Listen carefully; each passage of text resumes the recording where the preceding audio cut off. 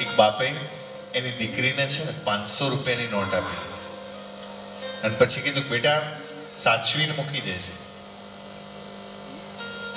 Safe જગ્યાએ આ 500 ની નોટ મૂકજે.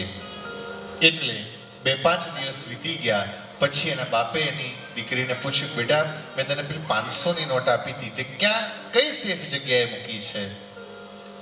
તે તિજોરીમાં મૂકી છે? તો કે ના. તો કબાટમાં? ના. તે 500 ની નોટ મૂકી ક્યાં છે? અત્યારે એ દીકરીએ કીધું કે પિતાજી મેં 500 ની નોટ ભાગવતની અંદર મૂકી છે. શું કહે છે? 500 ની નોટ ભાગવતની અંદર મૂકી છે. એટલે કે બેટા મેં તને એને સેફ જગ્યાએ મૂકવાનું કહ્યું તો તારે તિજોરીમાં મૂકવી જોઈએ, સેફમાં મૂકવી જોઈએ, લોકરમાં મૂકવી જોઈએ, તે કેમ ભાગવતમાં મૂકી?